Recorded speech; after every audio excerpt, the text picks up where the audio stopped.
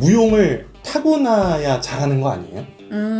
중요하죠. 사실 밥을 먹는 것도 잠을 자는 것도 타고난 게 있어요. 그래서 무용도 타고난 게 분명히 존재해요.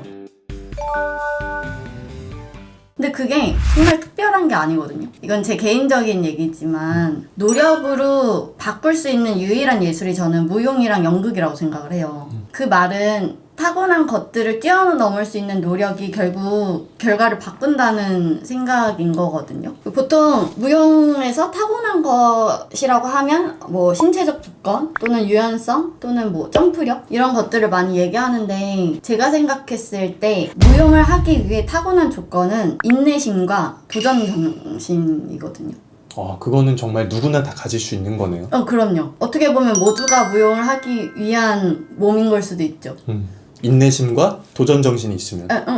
물론 선천적으로 유연한 친구들이나 키 170, 180 이런 친구들 이길 수 없죠. 근데 보통 없다고 생각해요. 이길 수 없다고. 오히려 이기기 쉬워요. 왜냐면 나는 그것 빼고 다 가지고 있다고 생각을 하면 너무 많은 가능성이 열리는 거죠. 그러니까 예를 들면 내가 타고나지 않았다고 생각하는 친구들은 노력을 해요. 내가 가진 게 없기 때문에 해야겠다. 그리고 반면은 내가 가지고 있지 않으니까 남 탓을 해요. 부모님 탓을 한다든지 아니면 나 왜 이렇게 태어났을까 계속 자책을 한다든지. 근데 보통 타고나지 않았다고 생각을 하고 노력하는 친구들이 감동받을 정도로 성장을 하더라. 갑자기 울컥했어. 그 부분이 저는 무용이든 연기든 타고난 조건 중에 최고 아닌가라는 생각을 해요. 사실 외형적인 게 부족하면 그 부족하다는 것도 어떤 기준인지는 잘 모르겠어요. 근데 나 스스로 생각했을 때 내가 부족하다고 생각이 들면 빨리 전환시켜야 되거든요. 나는 키가 작으니까 라인이 잘 안 나와. 그럼 나는 스피드로 가야 돼. 동작을 빨리 해서 가벼움을 보여준다거나 아니면 유연하지 못해. 그러면 유연하지 못하는 만큼 탄력이 좋은 친구들이 있거든요. 그럼 그 부분을 더 열심히 노력해서 키운다던가 뭐 이런 점들이 중요한 것 같은데 다들 왜 나는 다리가 짧아, 왜 난 키가 작아 막 이런 것들로 막 자책을 하니까 답답한 거죠. 뭔가 쉬운 예로 들면 드라마 하나를 찍는다고 가정했을 때 사실 진짜 이쁘고 잘생긴 주연 배우들은 뭐 4명? 이잖아요. 근데 이 드라마를 구성하는 배역과 배우들은 어마무시하게 많단 말이에요. 근데 우리가 그 4명만 쫓을 게 아니라 이 구성원 모두를 바라보고 내가 어느 연기를 해야 할까를 생각을 해야 되는데 다 이 주연 배우만 쫓고 있는 거죠.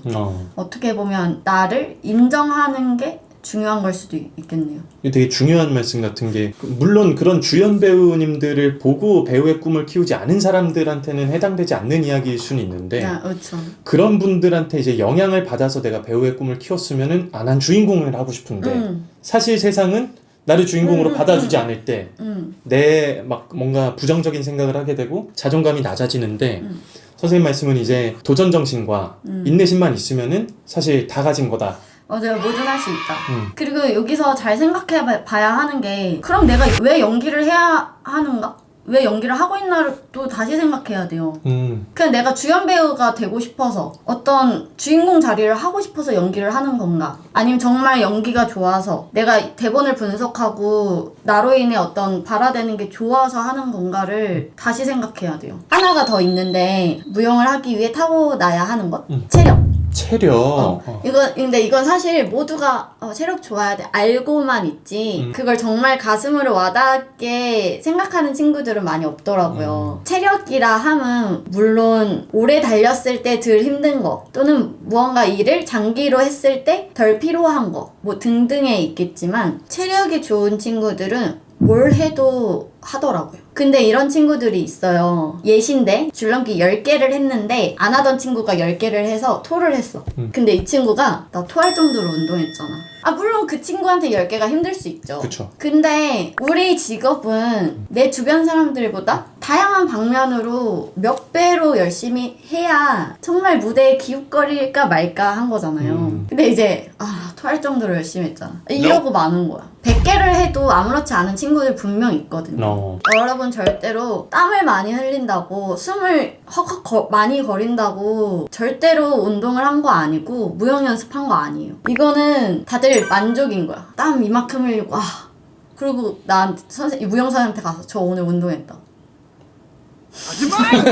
체력은 할 말이 너무 많죠, 사실. 그리고 제가 더 이상 얘기를 하지 않아도 이미 본인들이 알 거예요. 그리고 이런 경우가 있어요. 체력을 키우기 위해서 어떻게 해야 해요? 라는 질문 되게 많이 듣는데, 본인이 생각했을 때 체력을 키우기 위한 노력이 뭐가 있을까 생각해보면 다 있어요. 절대 모르는 게 아닌 거죠. 제가 가장 고통스러운 게 있어요, 선생님. 다리 찢기가 왜 필요한가요? 우선 테크닉이겠죠. 기술적으로 보여지는 것들. 근데 대부분 유연성이 그때만 필요하다고 생각해요. 몸이 유연하면 스트레칭으로 할 수 있는 테크닉뿐만이 아니라 점프력, 기본적인 동작, 연기할 때 서 있는 자세, 이 모든 거에 관여를 하거든요, 유연성이. 예를 들면 요 스트레칭이 되게 아무것도 아닌 것 같지만 필요하거든요, 무용할 때. 그러니까 이런 식으로 정말 이 손가락 하나, 발가락 하나, 이 스트레칭에 정말 그 사소한 게 내 몸을 구성하고 있는 모든 거에 관여를 해요. 다들 당장에 뭔가 테크닉을 위해서 찢어야 된다 이렇게 생각하는데 절대 아니에요. 스트레칭으로 구성된 테크닉 같은 경우는 그런 게 있죠. 아무래도 무용하시는 분들이 심사위원이 아니기 때문에 무용에 대한 관심이 조금 없으신 분들이 계실 수도 있어요. 네. 근데 여러분들도 무용을 잘 모르지만 다리 막 찢고 막 그쵸. 쭉쭉쭉 하면 우와 하게 돼요, 먼저. 맞아요. 그것 때문이에요. 근데 이제 그거에만 매달리는 친구들이 있는데 꼭 해주고 싶은 말이 있어요. 보통 연기를 하는 친구들은 누군가한테 감동을 받아서 이 감동을 공유해주고 싶어서 시작하는 경우가 대부분 많더라고요. 저 또한 무대에 서면 관객들한테 어떤 선한 영향력을 주기 위해 노력을 하고 있는 거잖아요. 테크닉 또는 기술로는 절대로 감동을 줄 수가 없거든요. 그러니까 단순히 1분 동안 다리 찢기를 한다고 했을 때 박수를 받을 수는 있으나 절대로 그 작품 또는 그 동작으로 나한테 감정 전달을 해줄 수는 없어요. 물론 1차적으로 잘 움직이니까 점수를 받을 수는 있으나 그 종이 한 장 차이를 넘어갈 수는 없는 거죠. 놀라움을 줄 수는 있는데 감동을 주기에는 어렵다.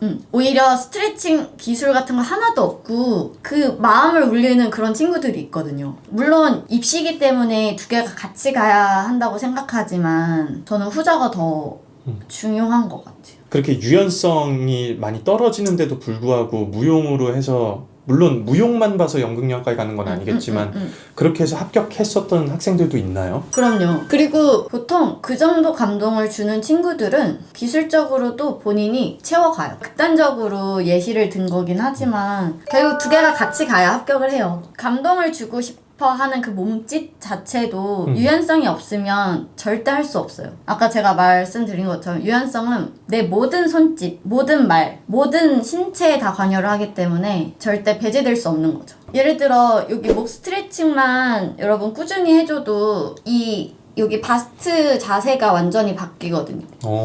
근데 목 스트레칭 하면 보통 다들 이러고 끝내버리니까 그 중요성을 아직 모르는 거죠. 오늘부터 목 스트레칭부터 시작하겠습니다.